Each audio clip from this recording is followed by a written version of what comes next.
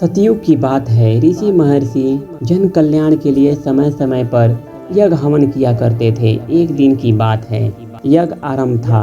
मंत्रों की उच्चारण से वातावरण गूंज रहा था। तभी अचानक से कुछ राक्षसों की एंट्री होती है। सारा साधु संत त्राहिमाम करने लगता है। राक्षस जन हवन कुंड में मांस मदिरा हड्डी डालकर उदंड हरकतें करके पूजा कार्य को असफल करने का प्रयास कर रहे थे। ऐसा ही कुछ समय तक चलता रहा। शिष्यगण परेशान होकर भावुक स्वर में गुरु जी से पूछ ही डाला, हे गुरुदेव, हम तो इस हवन कार्य को जन कल्याण के हित के में कर रहे हैं, परंतु यहाँ हमारी सुरक्षा खतरे में आ गई है। तो क्या मुनिवर, असुरों का अनाचार इसी तरह बढ़ता रहेगा और हम जन कल्याण के लिए कोई भी प्रयोग, कोई भी अनुष्ठान नहीं कर सकेंगे? निराश न हो, उपाय हमने सोच लिया है।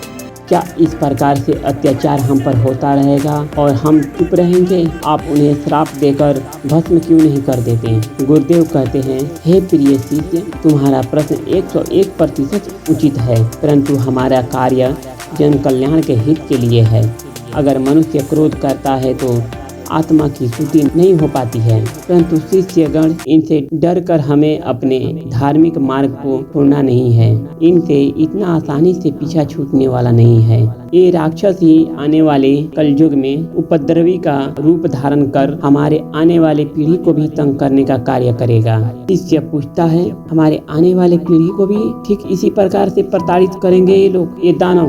गुरुदेव बोलते हैं, हे मेरे प्रिय शिष्य, जहाँ तक मेरी त्रिनेत्र देख पा रही है, मैं उस घटना का वर्णन करके बताता हूँ। कलयुग का कालखंड होगा। भक्तगण जय श्री राम का नारा लगाते हुए, ध्वनि यंत्र एवं गाजे बाजे के साथ जुलूस निकालते हुए हनुमान शोभा यात्रा, रामनवमी की शोभा यात्रा, इन सब त्योहारों की जुलूस निकालते हुए जा रहे होंगे। किसी विशेष स्थान, मोहल्ले, गली आदि से गुजरते वक्त यही राक्षस उस समय उपद्रवी का रूप धारण कर उन भक्तगणों पर ईंट, पत्थर, पेट्रोल बम, कभी कभी बारूद से बने यंत्रों से भी हमला करेंगे। शिष्य पूछेगा, हे गुरुदेव, क्या कलयुग के राजा न्याय करने में सक्षम होगा? गुरुदेव बताते हैं, इसी बात का तो संदेह है शिष्य। जो मेरे सत्य का साथ देगा, राजा उसे कारागार में डाल देगा। जो मितभाषी होगा, सर्प की भांति कुंडली मारकर प्रजा पर राज करेगा।